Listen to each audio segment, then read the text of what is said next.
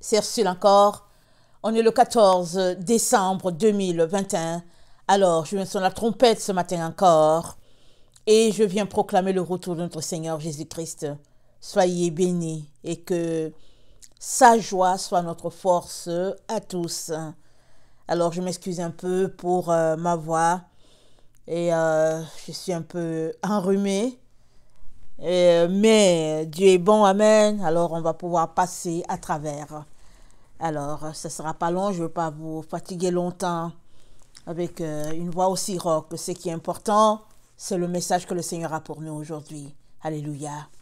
Alors, aujourd'hui, je viens parler de notre transformation et maturation, une œuvre volontaire. Amen. Alors, j'en ai déjà parlé un peu dans une vidéo, je ne sais plus laquelle, peut-être qu'il y a une semaine, ou bien 10 jours autour de là. Et, mais hier, le Seigneur m'a vraiment donné de revenir là-dessus, parce qu'il a apporté une explication à un rêve qu'il m'a donné. Alors, il y a quelques jours, amen, vraiment, je ne sais pas, peut-être 2-3 semaines, le Seigneur m'a donné un rêve. Et un rêve qui m'a vraiment marqué. Alors, dans le rêve, il m'a présenté, un groupe. Il m'a présenté 3 groupes. Amen. Il m'a présenté 3 groupes.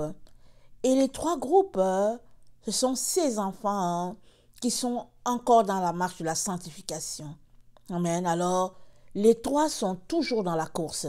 Ils sont en train de se faire sanctifier pour leur Seigneur. Alors, il m'a présenté le 3e groupe. Alors, c'est tous ceux-là qui ont dit, nous, on va arriver devant le Seigneur, ou bien on va attendre que le Seigneur vienne nous chercher, et on sera des humains quand il viendra. On ne veut aucun changement venant de l'extérieur sur nous, on ne veut prendre aucun liquide. On attend le Seigneur, c'est tout. Et puis, ce qui doit arriver, arrivera, mais nous, on ne veut rien sur nous. Ça, c'est le 3e groupe. Le 2e groupe, amen, il a un plus que le 1er groupe n'a pas. Le 2e groupe, ils ont dit, ok, nous, on ne veut rien de changement sur nous. En tant qu'humains, on a été fait à l'image de Dieu. Mais en plus, c'est un groupe qui met la parole en pratique. Il s'occupe des pauvres, en tout cas, ils partagent ce qu'ils ont avec les autres et ils sacrifient leur vie, mettant en pratique la parole de Dieu. Amen. C'est le 2e groupe. Le 1er groupe, amen, que le Seigneur m'a présenté en dernier, c'est le groupe, ils font tout ce que le 1er et le 2e groupe fait. En plus de cela, ils se sont réconciliés avec l'idée de Dieu Père, Dieu Mère, l'idée de Elohim. Amen. Alors, c'est-à-dire qu'ils ne sont plus dans l'ignorance, dans le leurre d'un Dieu imaginaire qu'on leur a peint, mais eux-mêmes, ils sont arrivés à la compréhension, à la connaissance que leur Père est un Dieu Elohim. Eloa, le côté féminin, et le him, le côté masculin. Ils sont arrivés à la compréhension que Elohim, au fait, c'est un Dieu qui est différent de celui-là qui a été toujours présenté. Je sais qu'on chante, on dit oui, Seigneur, nous t'aimons, Dieu Elohim, Dieu Yahweh, Dieu El Shaddai, sans savoir vraiment qui on invoque. Or, ce n'est que dans une étude que nous pouvons découvrir tout ce qui se passe en arrière. Alors, ce 1er groupe-là, amen, est arrivé à la maturation, et c'est ce groupe-là qui était en train de s'échapper. Amen. Comme c'est dit dans Luc, attendez, je vais le lire. Luc 21. Luc 21, le verset 36. Veillez donc et priez en tout temps afin que vous ayez la force d'échapper à toutes ces choses qui arriveront sur la terre, à toutes ces choses qui arriveront et de paraître debout devant le Fils de l'homme. Alors, je vois ce premier groupe-là, eux, ils s'échappent. Mais les deux premiers, ils ne s'échappent pas. Mais ils vont toujours se rendre, les deux autres. Alors moi, je suis perplexe. Vous voyez, je ne comprends pas le rêve. Je suis là, mais Dieu merci, je passe le temps à prier, à prier, à prier. Et hier, dans mon temps de méditation, de tranquillité, hier, j'ai choisi un temps vraiment tranquille pour pouvoir me ressourcer et puis me reposer. Le Seigneur me montre, il me dit que le premier groupe, il s'échappe parce que c'est un groupe qui est arrivé à maturité. Alléluia. Il dit, le premier groupe a réussi à s'échapper parce que il a compris que c'est en grandissant que Dieu peut nous confier beaucoup. Alléluia. Alors, ce groupe-là a décidé d'aller chercher toute vérité possible. Amen. Toute vérité possible. Ce groupe, c'est vrai que tous les trois groupes sont à l'école du Seigneur. Le fait qu'ils soient sur le chemin de la sanctification, c'est la preuve qu'ils ont connecté à Dieu. Mais comme à l'école sur la terre, chez Dieu, c'est aussi l'école. Amen. Alors, la Bible dit quoi? On est transformé de gloire en gloire. Ou bien on est transporté de gloire en gloire. Le passage qui le dit. C'est-à-dire, on passe d'un pic à l'autre. Amen. Alors, le Seigneur m'avait aussi révélé il y a un certain temps que il y a beaucoup d'enfants de Dieu qui veulent venir dans la présence de Dieu, mais au quotidien, ils ne font rien. C'est-à-dire, ils veulent qu'on les porte, qu'on les dépose à cet endroit-là. Or, attendez, je vais le lire. Dans Luc 17, il est dit ceci. Dans Luc 17, le verset 20. Luc 17, le verset 20, il est dit, les pharisiens demandèrent à Jésus quand viendrait le royaume de Dieu.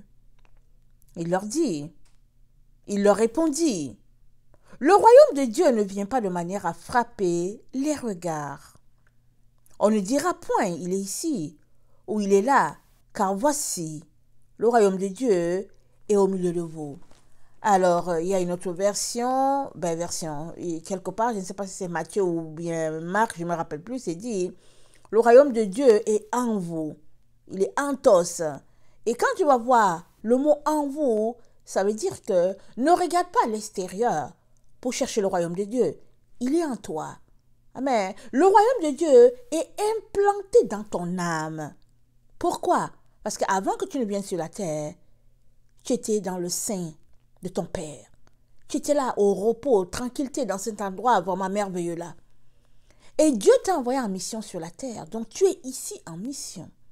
Évidemment, quand nous quittons la présence divine et que nous venons sur la terre, nous oublions. Amen, à cause de tout ce qui se passe ici, le monde terrestre et les démons et tout ce qui s'y trouve.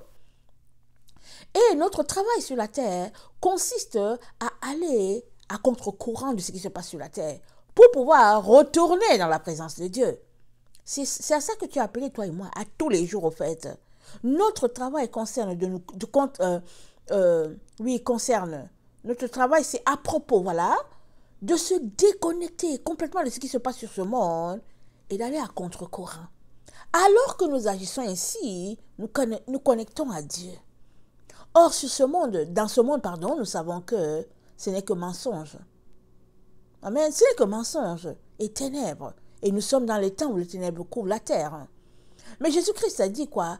Sur ses enfants, il parle d'Israël, Ésaïe 60, sur toi, la gloire de Dieu s'élève. La gloire de Dieu, c'est quoi? C'est la lumière de Dieu, l'étincelle de Dieu. Amen. Et Jésus-Christ nous a dit quoi? Il a dit que... Attendez, je vais regarder mes notes.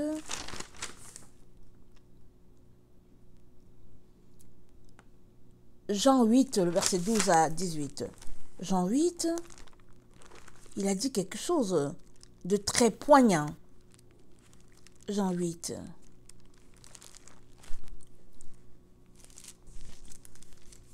Attendez, c'est quelle référence encore? Jean 8. Jésus leur parla de nouveau, le verset 12. Et il dit, « Je suis la lumière du monde. Celui qui me suit ne marchera pas dans les ténèbres, mais il aura la lumière de la vie. » Alors, Ésaïe 60 dit quoi?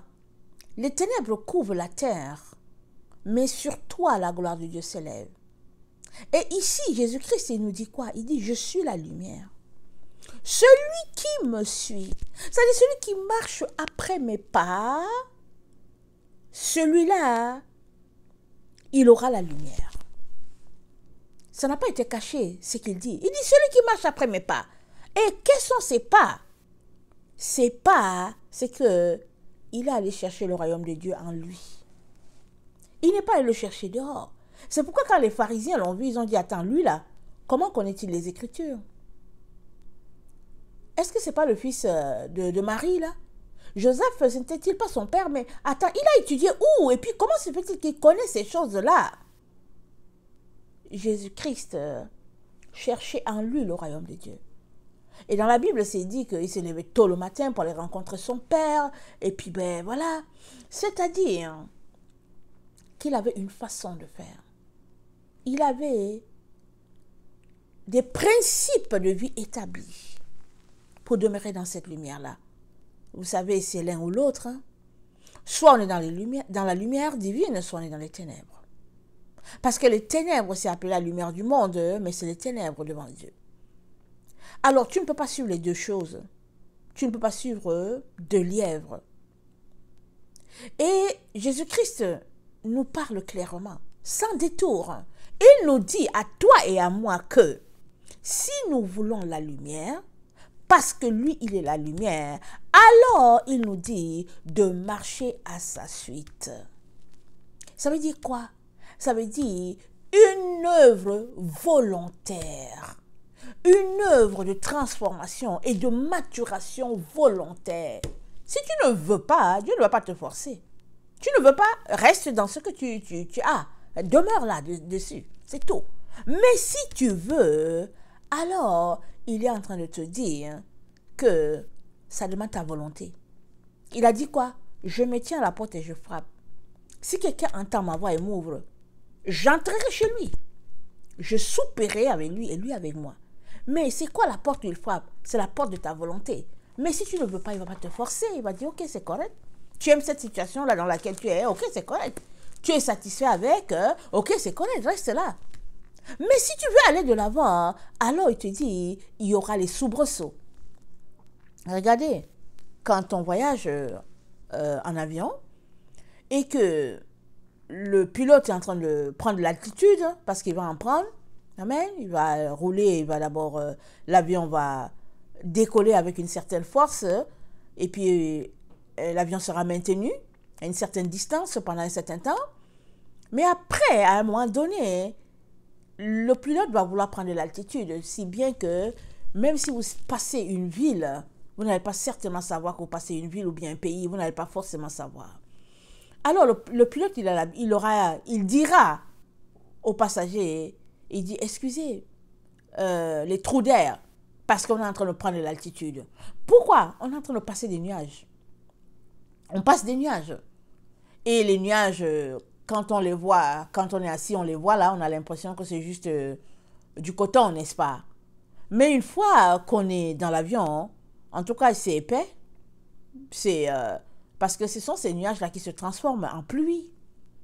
Alors, donc quand on les passe, avec surtout s'il y a du vent et tout, l'avion va bouger. Et souvent, on peut avoir peur. On peut se dire, mais c'est quoi? Le pilote dit, non, non, rassurez-vous, on est en train de prendre l'altitude. Et souvent, ça arrive quand on est en train de descendre. Alors, quand on est en train de prendre l'altitude, dans notre œuvre de maturation, il y aura des secousses. Il y aura de la perturbation. Il y aura de l'inconfort. Et c'est normal. C'est normal. Maintenant, Est-ce que tu es dans ton œuvre de maturation parce que tu le veux ou bien on t'a forcé? Alors si on t'a forcé, moi je te dis tout de suite que tous ceux-là qu'on force, ils ne vont pas loin. Je suis désolée de te le dire. Tous ceux-là qu'on force, ils vont pas loin. Et s'ils vont loin parce qu'il y a le bâton, à un moment donné, ils vont se plaindre de la personne qui les a forcés d'arriver là-bas. Il y a juste des rares personnes qui vont dire vraiment, j'ai eu un maître extraordinaire, il m'a tellement frappé, il m'a bastonné et tout, et puis aujourd'hui j'ai appris les règles de la vie. Ils vont te dire ça, j'étais à l'école du maître tant, j'étais à l'école de tel Bouddha, et puis toutes sortes d'histoires, ils vont te dire. Et puis, mais à un moment donné, ces gens-là, il y en a plusieurs qui se révoltent parce qu'ils se disent que si c'est ça Dieu, alors je n'en veux pas parce que c'est trop rigide et c'est trop difficile. Amen. Dieu ne veut pas cela dans ta relation avec lui. Il veut que tu viennes volontairement. Est-ce que tu veux passer de ton stade de vérité où tu es par exemple à la lettre 15, exemple, ta vérité c'est note 15 sur 20 et Dieu veut te faire passer à 16, 17. Est-ce que tu veux? Ou bien veux-tu rester à 15 et puis, parce qu'à 15, on ne peut pas rester à 15. On ne reste pas quelque part, on descend, c'est tout simplement. On descend ou on monte. Tu vas rester un certain temps à ton 15 et après tu vas descendre. Tu vas aller peut-être à 13 ou 12 et tout. Parce que c'est toi qui auras choisi de rester à ton 15. Mais Dieu ne veut pas que tu restes à 15. Il aimerait que tu arrives à 20. Amen. Puisque ici, j'ai pris une cote de 20, 20 sur 20. Il aimerait que tu arrives à 20. Mais est-ce que tu veux? Parce qu'on ne connaît pas tout. La Bible dit quoi? On connaît en partie, on prophétise en partie, on parle en langue en partie. Tout ce que Dieu nous a donné, c'est en partie. Pourquoi? Parce qu'on se complète mutuellement. Je te complète, tu me complètes. Il n'y a pas quelque chose que tu sais et puis bon, voilà, c'est fini, je sais et puis non, c'est pas possible. Tu sais en partie, l'autre personne aussi sait en partie, et quand on met ça tous en commun, ça fait la gloire de Dieu. Amen.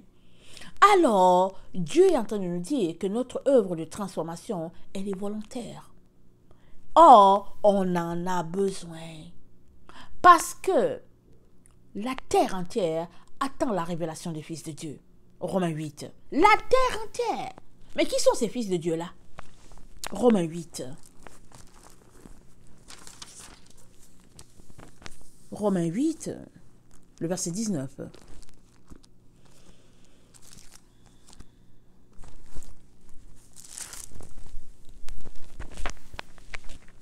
Romains 8, le verset 19, ça dit « Aussi, la création attend-elle avec un ardent désir la révélation des fils de Dieu.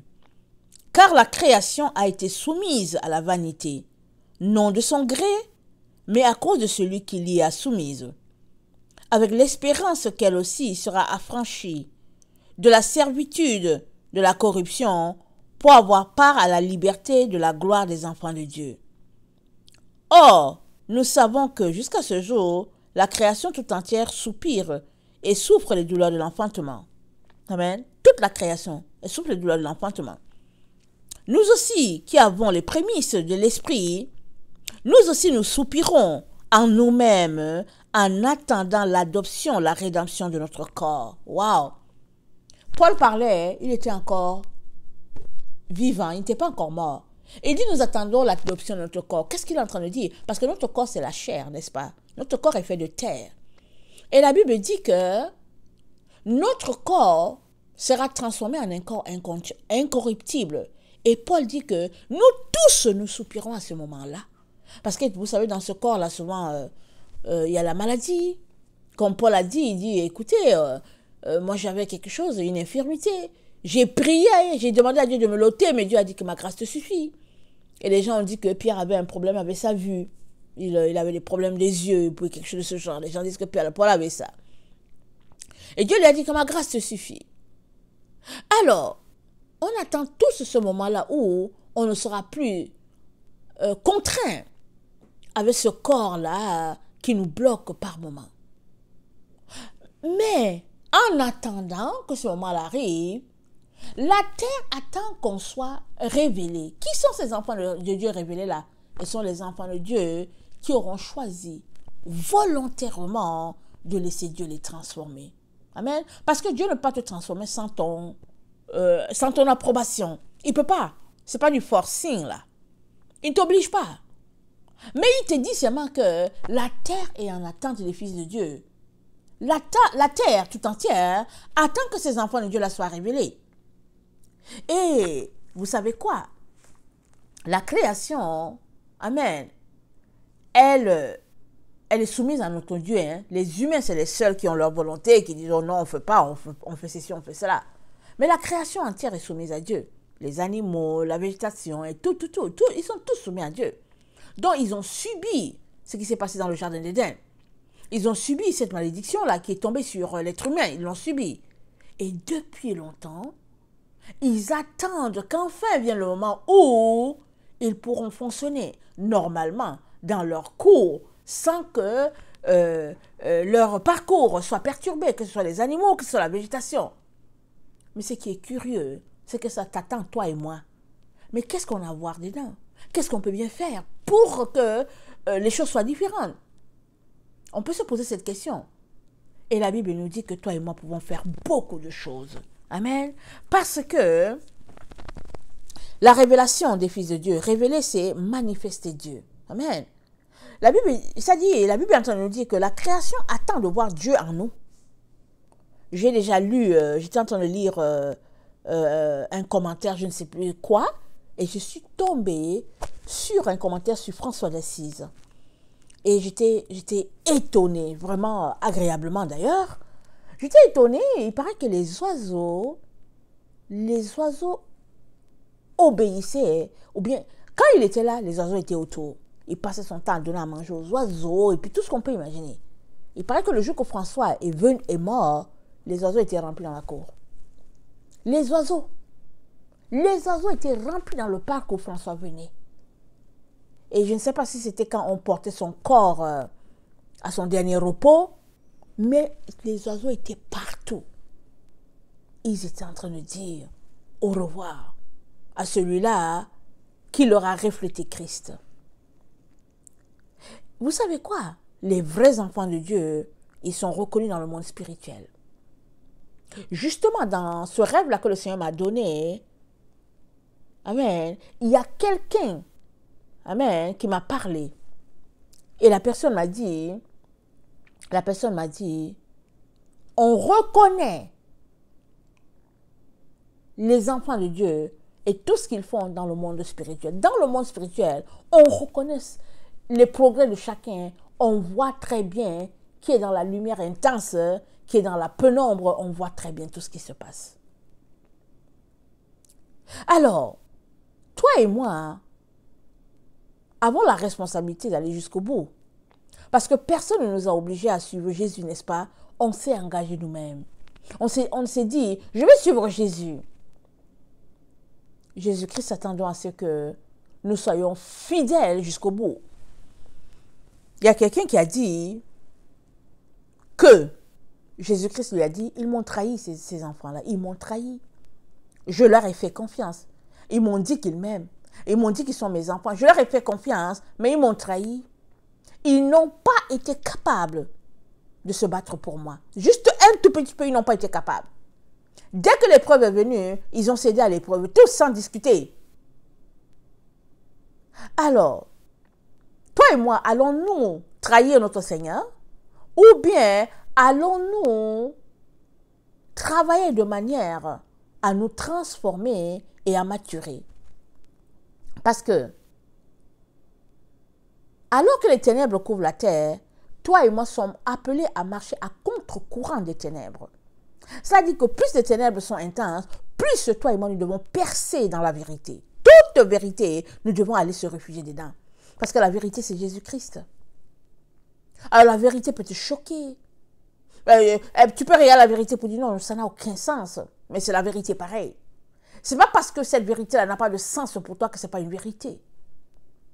C'est pas parce que ça te paraît bizarre que ça ne l'est pas.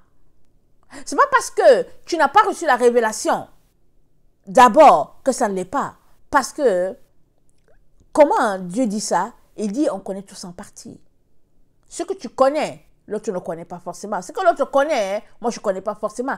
Et de révélation en révélation, finalement, quand les enfants de Dieu mettent ça ensemble, tout, c'est toute une révélation. Malheureusement, On ne peut pas toujours recevoir la révélation de tout un chacun, n'est-ce pas? Ce serait vraiment génial. Mais malheureusement, on ne peut pas toujours tout recevoir. Mais s'il arrivait qu'on reçoive tout, alors la question elle est celle-ci. Jusqu'où sommes-nous prêts à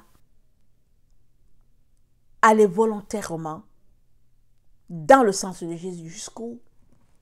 Très souvent, on ne veut pas. Très souvent, c'est pénible. Très souvent, c'est un renoncement à beaucoup de choses. Alors, dans Matthieu, il dit dans Matthieu, dans Romains 8, ça dit que la création attend-elle avec un ardent désir.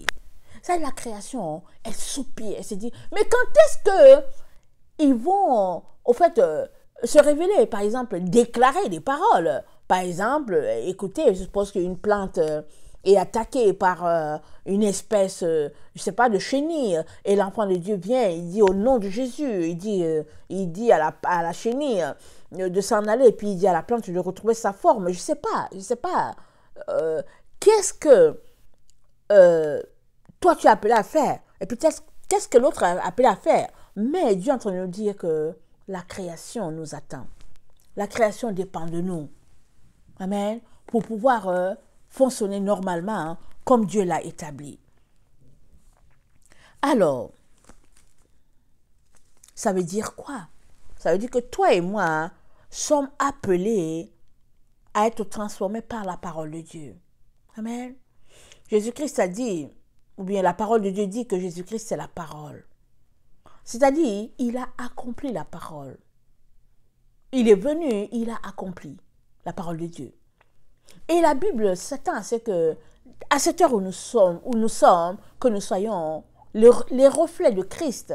Rappelons-nous, à Antioche, ils ont été appelés les chrétiens, c'est-à-dire petits Christ. Ça veut dire quoi? Ça veut dire que l'autre qui est à l'extérieur, qui nous voit, devrait voir Christ en nous. Et ça, le Seigneur nous dit, c'est une œuvre volontaire. Une œuvre de maltraitance à sa chair. Paul dit quoi? Je traite durement mon corps afin que, après avoir prêché aux autres, je ne puisse être rejeté. Alors, la Bible nous dit dans Proverbe 20, le verset 27, que, comment il dit ça? Proverbe 20, le verset 27, on va lire ça.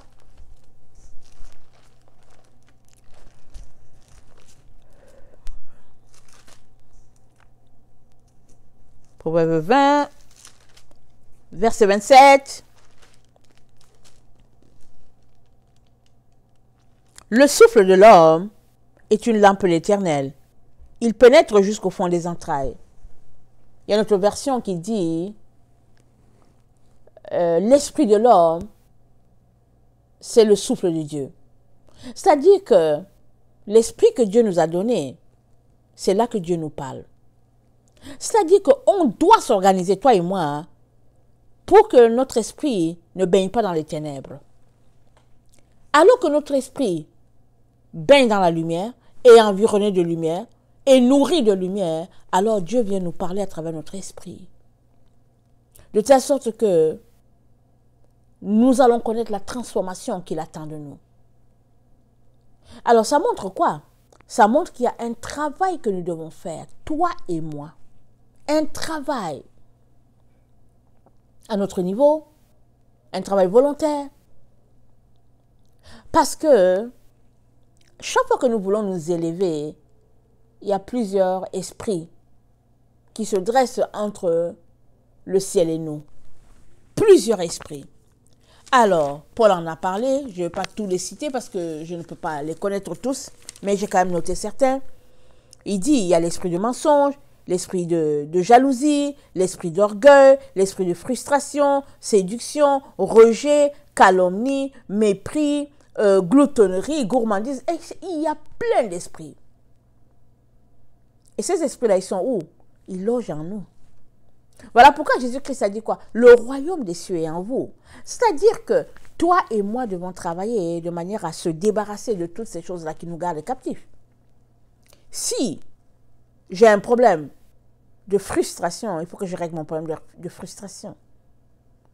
que d'aller faire payer ça à quelqu'un en ligne.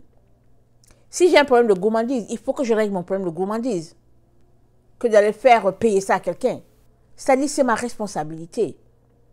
De savoir que par moi, le royaume de Dieu sera vu. Or, je ne veux pas attrister mon Seigneur. Je veux tout simplement qu'il puisse voir. Alors, il est important. Amen. Il est important qu'on puisse se débarrasser de tout ce qui est appelé ténèbres. Parce que les ténèbres, ce n'est pas forcément une épaisse couche de nuages noirs. C'est vrai que dans le monde spirituel, c'est ça que cela présente. Mais dans notre quotidien, quand on regarde avec nos yeux, on ne le voit pas. On ne voit pas le mensonge courir. On ne voit pas la séduction s'élancer. On ne voit pas la calomnie marcher. Pourtant, si Dieu ouvrait nos yeux spirituels, on verrait combien ces démons-là, ces esprits-là sont en train d'agir de manière à diviser, à briser. Et le Seigneur nous dit qu'il est très, très, très important qu'on puisse marcher dans la lumière et laisser de côté les œuvres des ténèbres. Alors, c'est un groupe né de la parole de Dieu, les enfants de Dieu révélés, ceux qu'on a lus dans Romains 8, le verset 19. C'est un groupe qui est nourri de la parole de Dieu, qui se sert de la parole de Dieu, qui fait ses découvertes à partir de la parole de Dieu, qui creuse, qui prend le temps pour chercher, creuser, afin de trouver toute vérité. Voilà pourquoi l'ennemi, s'il a fait quelque chose de bien, c'est de nous cacher la vérité, n'est-ce pas? Alors souvent, on dit déjà Dieu merci. Moi, je dis souvent Dieu merci pour la Bible. Amen. On a la génération qui avons ces choses-là regroupées, ce que d'autres n'ont pas eu. Il y a eu des gens qui ont vécu, je ne sais pas, jusqu'au 15e siècle, ils n'avaient pas une Bible.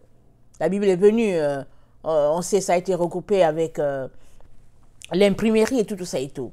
Et on sait aussi qu'il y a eu beaucoup de choses qui ont été coupées des dents. Et puis, bon, voilà, mais ça n'empêche pas Dieu de se révéler à ses enfants. Il y a aussi d'autres choses qui souvent sont dues à des traductions volontaires ou bien souvent involontaires. Amen. De cacher les choses. Mais on dit déjà Dieu merci, parce que tout est là. Amen. Mais maintenant, quand tu prends chaque écriture, qu'es-tu prêt à faire? Jusqu'où es-tu prêt à aller pour pouvoir mettre cela en pratique? Parce que Jacques a dit quoi? Il a dit, ne vous bornez pas à écouter la parole de Dieu. C'est ça qu'il a dit. Il dit, c'est de mettre la parole de Dieu en pratique. Attends, je vais le lire. Je vais le lire. Excusez-moi.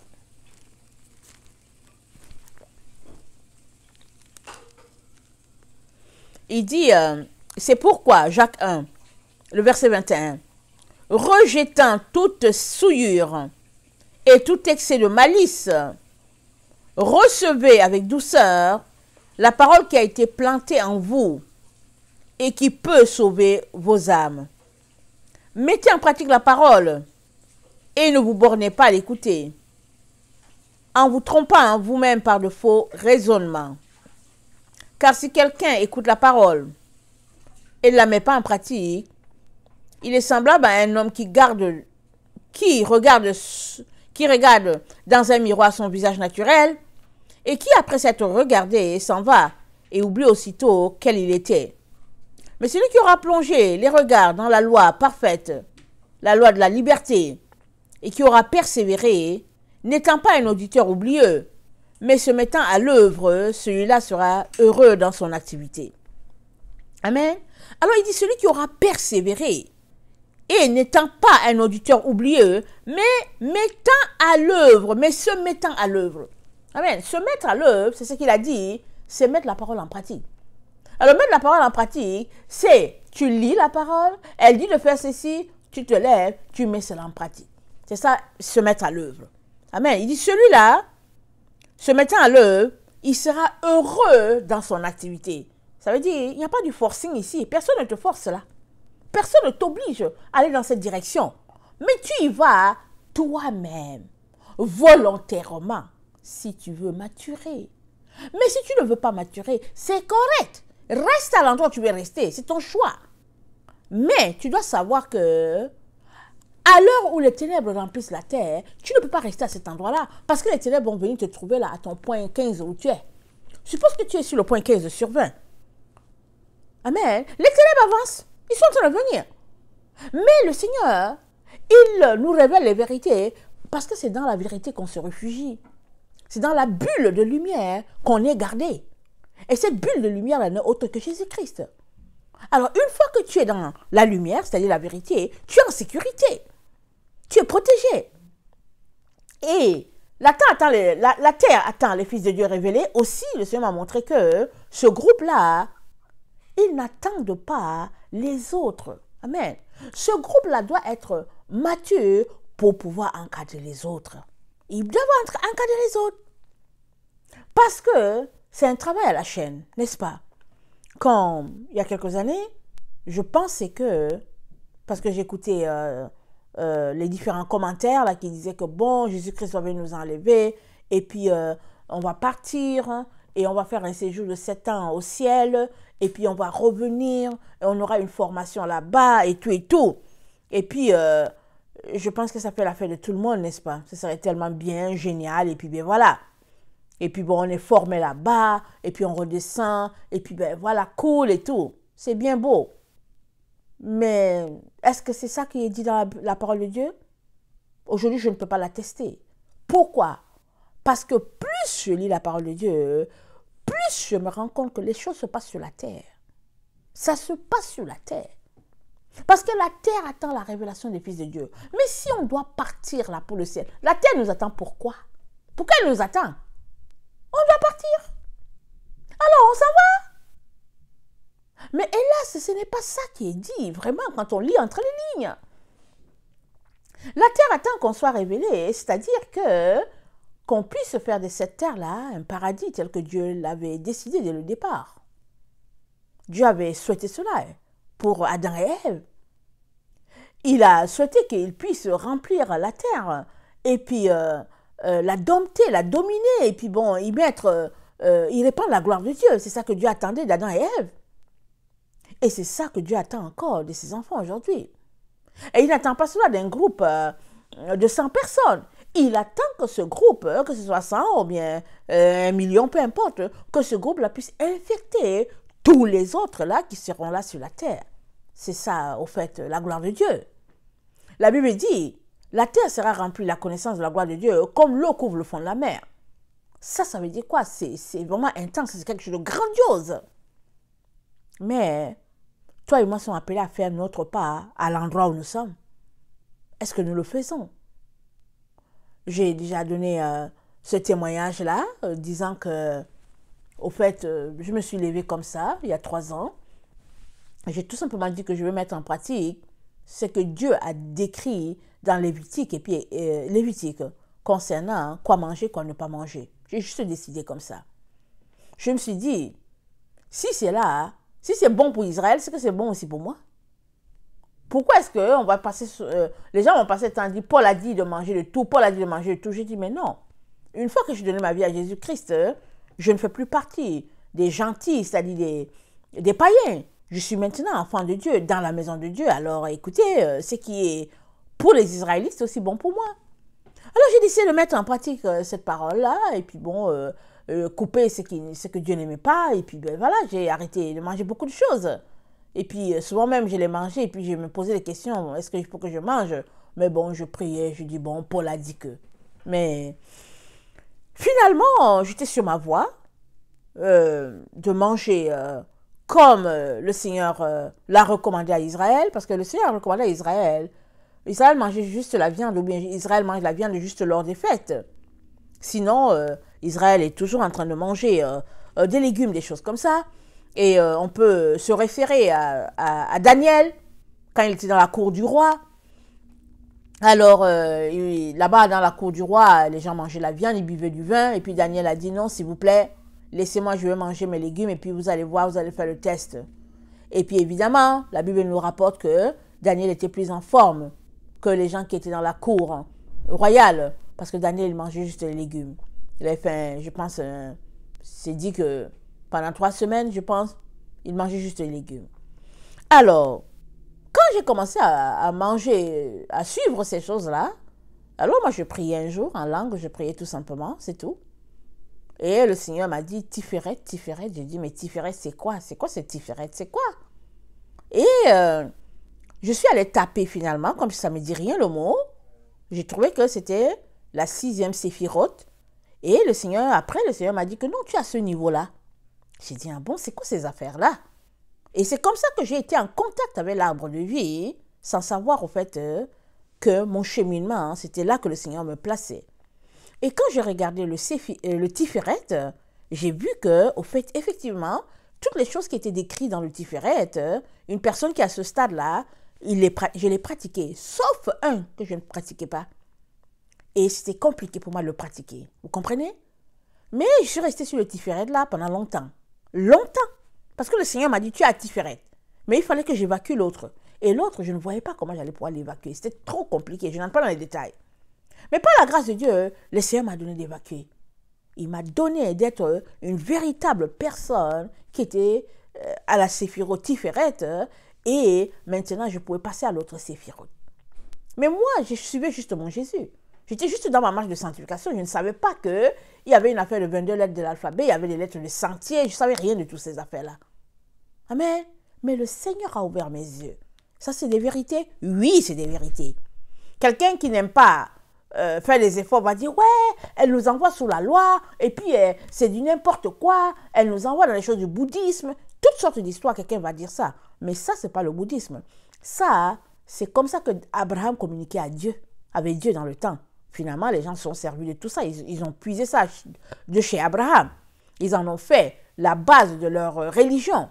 Mais à l'origine, Abraham, il communiquait avec Dieu comme ça. Amen. Et puis un autre jour, le Seigneur m'avait dit, ça fait quand même longtemps, peut-être ça va faire 1 an ou 2 ans, il m'a dit, je vais te parler de quelque chose. Il m'a dit ça, il m'a dit, tel jour, je vais te parler. Quand le jour est venu, je ne lui ai pas demandé. Il s'est mis à me parler de la chose qu'il me parlait. J'étais étonnée. Et il m'a dit, il a commencé à m'enseigner sur, quand il a fait sortir Abraham pour dire, voici, je vais te montrer les étoiles et tout, il m'a parlé de quoi il était question quand il avait dit ça à Abraham. Il m'a montré de quoi il parlait à Abraham. Il m'a dit, bien, je vais te montrer, je te dis c'est quoi. Moi, je ne lui ai pas demandé, je ne savais même pas c'est quoi.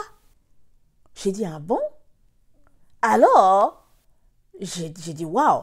Et c'est comme ça que j'ai su que les signes dans le ciel ne sont pas forcément de l'astrologie ou bien, je ne sais pas comment on appelle ces choses-là. Parce qu'on nous dit toujours, hey, de se méfier de ces choses-là.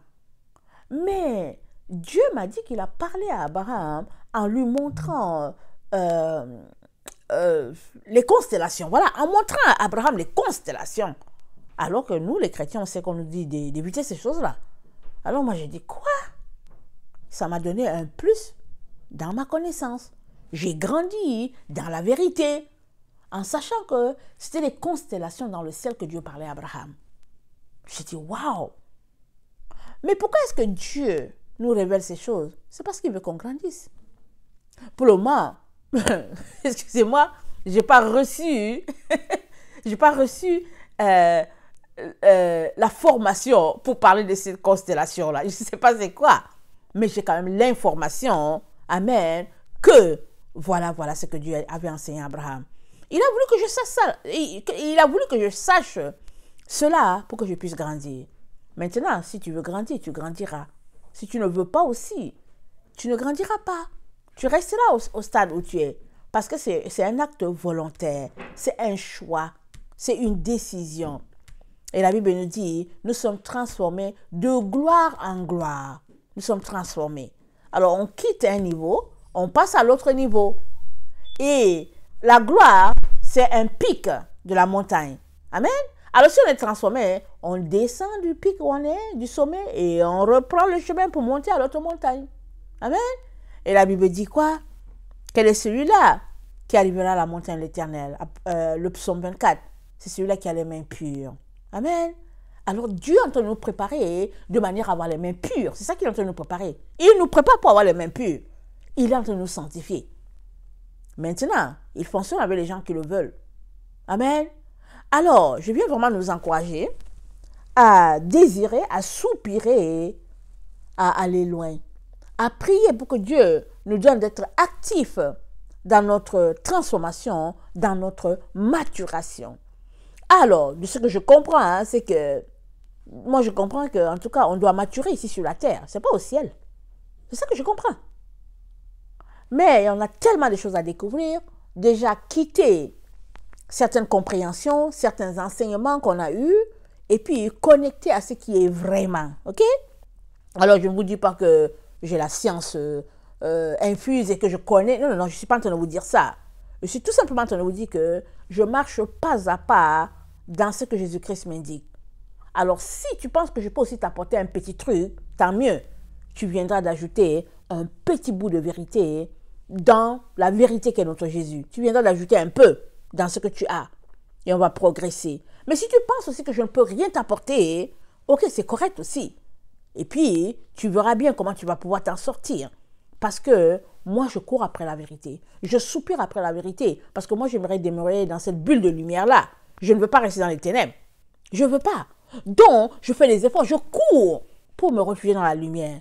Et la lumière, c'est qui? C'est la révélation. La parole de Dieu dit, je n'ai pas le verset, mais je pense que c'est dans le psaume 119, le verset 130 qui dit, c'est la révélation de la parole qui est claire. Alors, tu as beau lire la parole, tu as beau la lire, alléluia, alléluia, mais tant qu'il n'y a pas une révélation, tu ne seras pas éclairé. Alors, un jour, tu vas lire comme ça, et le Seigneur ouvre tes yeux, et tu regardes, tu dis, hein? Révélation.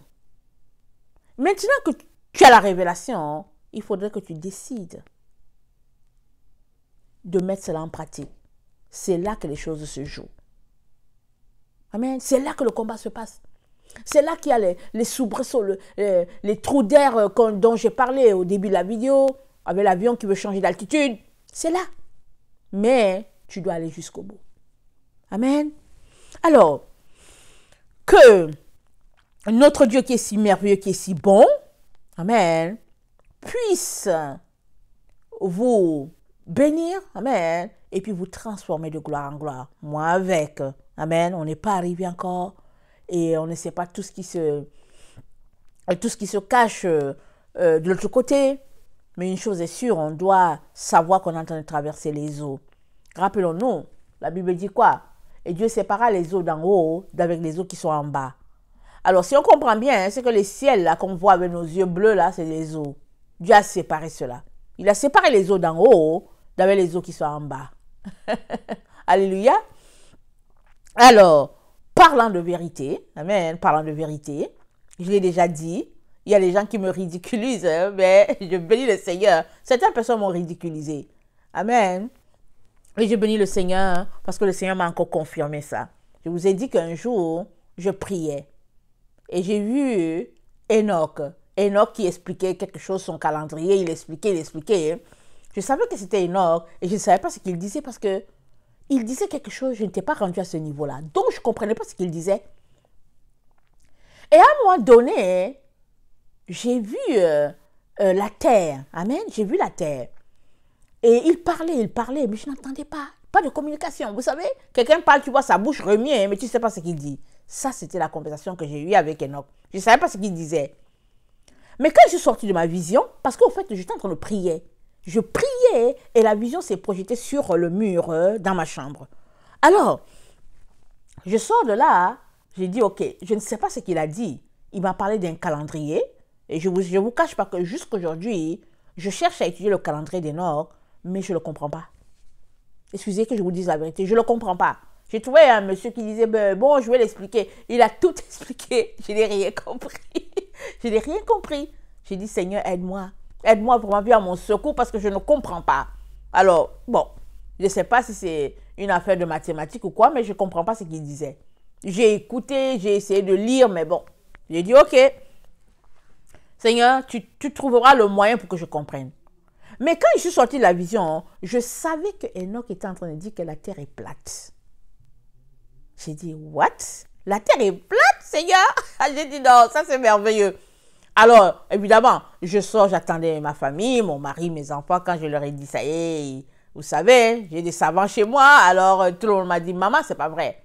Et ils ont essayé de démontrer que la racine a fait comme si, la racine carrée de quoi a fait ceci. Ils ont parlé. Mais moi, la révélation, je l'ai reçue, c'est tout. Je n'ai pas cherché. Je priais quand j'ai vu Enoch. C'est tout. C'est tout, et puis c'est tout. Alors, j'ai dit, ok, je suis allée taper sur Internet, la terre est plate. Waouh! Le débat qu'il y avait dessus, c'est quelque chose. Mais, par la grâce de Dieu, comme ils ont essayé de me démontrer chez moi que c'était pas ça, mon mari, les enfants, ils ont dit, ah non, vraiment, on sait que Dieu te parle, mais ici, là, vraiment, en tout cas, c'est compliqué. Alors, ce que j'ai fait, j'ai décidé de ne pas me concentrer sur la Bible pour étudier les passages où la terre est plate. Parce que si Dieu me dit que la terre est plate, c'est dans la Bible. Alors, j'ai décidé que je vais garder en tête que la terre est plate et je vais lire la Bible tranquillement. Je me suis mise à lire. J'ai trouvé 3 ou 4 passages qui montrent que la terre est plate dans la Bible. Là, dans la Bible. J'étais étonnée. J'ai dit, waouh, Seigneur. Mais, est-ce que c'est une vérité? C'est une vérité. Mais pourquoi est-ce que le Seigneur me révèle ça? C'est parce qu'il ne veut pas que je demeure dans les ténèbres. Même si ça ne joue pas sur le fait que j'apporte des messages en ligne, le simple fait que je crois que la terre est ronde, vous voyez, soit me faire imaginer quelque chose. Je pense que la terre est ronde et puis ben voilà, le Seigneur veut que je sache qu'elle est plate. C'est tout. Ça, c'est une vérité. Alors, à partir de ce moment, j'ai dit, ok, si la terre est plate, bon, où est le ciel alors? Et j'ai fini par voir que le ciel, il est au-dessus de la terre comme un dôme. Amen, c'est comme un dôme. Dieu veille sur nous, il ne nous a pas abandonnés là. Alors tu vas t'arrêter pour dire, mais quand les gens disent qu'ils montent, ils dépassent les astres et puis tu t'arrêtes, tu te poses des questions. Mais moi, je ne sais rien de tout cela, vous savez? Je ne sais rien. Je sais seulement que je priais et j'ai eu une vision. J'étais dans la présence de Dieu et il m'a donné une vision. Et puis, Enoch a dit quelque chose et il a dit que, je n'ai pas compris ce qu'il a dit, je suis sortie de là parce qu'il disait que la terre est plate. Voilà. C'est tout. Alors, il y a des chrétiens qui vont venir, qui vont dire non, c'est n'importe quoi, c'est pas Dieu qui t'a parlé, et puis bon, voilà, ça n'a pas d'allure, c'est pas ceci, c'est là, c'est pas mon problème. Mais, par la grâce de Dieu, vient le jour où je vais apporter tout ce que j'ai découvert. Effectivement, la terre est plate. Elle est plate et pas à peu près. Mais pourquoi l'humanité est maintenue dans cet état-là, que la terre est ronde? C'est parce que si tu es déjà dans un mensonge, en tout cas, tu as déjà 1% de mensonge, même si tu as 90%, même si tu as 99% de vérité, il y a 1% qui est le mensonge. Or, Dieu veut qu'on soit dans la vérité à 100%. Donc, il est très important que tu puisses trouver la vérité. Peu importe. Si ça te plaît ou ça ne te plaît pas, si ça a de l'allure ou ça n'a pas d'allure, tu dois être dans la vérité. Et moi avec. Amen. Que le Seigneur bénisse nos petites semences. Amen. Qu'il nous donne de sortir de tout ce qui a été fomenté de toutes parts là pour nous plonger dans les ténèbres. Parce que tout mensonge sont des ténèbres. Tout mensonge est une ténèbre ou bien un ténèbre, je ne sais plus, je ne sais pas comment on dit. Tout mensonge. Alors, pour ne pas être dans les ténèbres, ben c'est qu'on remplace cette parole-là par la vérité. Et ça, ce n'est que par révélation qu'on l'a. La révélation, ça peut venir que Dieu te la donne directement. Ça peut venir qu'il me la donne. Amen.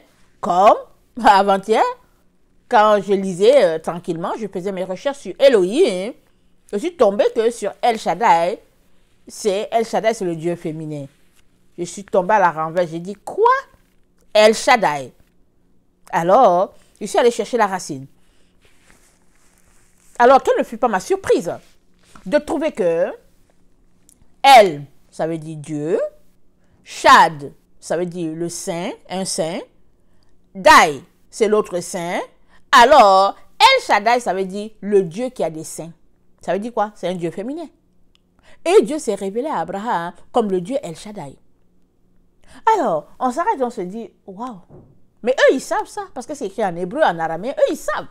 Ils savent que dans la divinité, il y a en Dieu, je ne sais pas si on dit qu'il est androgyne ou quoi là, il y a en Dieu le côté féminin et le côté masculin. Mais c'est nous autres là qui avons été taillés, fomentés dans une chrétienté où il y a un Dieu, comment vous s'appelle, un Dieu masculin, et puis qui est rigide là. Alors, voilà, on se dit que ouais, Dieu. Et puis, ce Dieu-là, il frappe tout ce qui est féminin, allez, il coupe ça, il jette, et puis tout ce qui est femme là, allez, ce Dieu-là n'est pas dedans. Et Dieu nous dit, c'est pas lui. Parce qu'il a créé l'homme et la femme. Et lui-même, il peut pas détester sa propre nature. Parce qu'il est androgyne, et féminin et masculin. Excusez-moi si le mot, c'est pas ça, parce que je n'ai pas vérifié dans mon dictionnaire, ok? Alors, Est-ce une révélation? C'est une révélation. Est-ce une vérité? C'est une vérité. Mais il y a un groupe de gens qui marchent dans cette vérité-là depuis. Les gens qui parlent araméen, les gens qui parlent hébreu, les gens qui parlent grec, ils savent cette vérité-là. Nous, qui avons la Bible française ou bien anglaise, on ne sait pas ça. On est là et puis bon, on est dans le mensonge. On est dans une partie du mensonge alors qu'eux, ils sont dans la vérité. Alors, si ça vient à toi, est-ce que tu vas accepter ça? Oui, tu peux accepter pour dire que, ok, d'accord, alléluia, il y a le côté féminin. Ou bien tu peux dire, non, je refuse cela. C'est ton choix.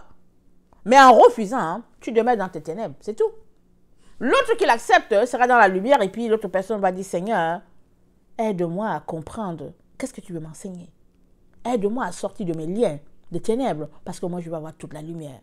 Et moi, j'aimerais que ce soit ça pour chacun d'entre nous, afin qu'on soit pleinement éclairé, qu'on reçoive pleinement ce que Dieu a pour nous et que nous puissions être effectivement les fils de Dieu, ces enfants de Dieu remplis dans la lumière, vraiment des enfants de lumière, complètement éclairés et qui agissent, qui reçoivent directement du trône. Amen. Parce que en eux, il n'y a plus de ténèbres, mais ils sont connectés directement à Dieu le Père, Dieu le Fils. Amen. Et puis au Saint-Esprit. Alors, que le Seigneur bénisse sa parole. Je vous aime beaucoup. Dieu davantage. Maranatha, Jésus revient. Amen et amen. Soyez bénis. Alléluia.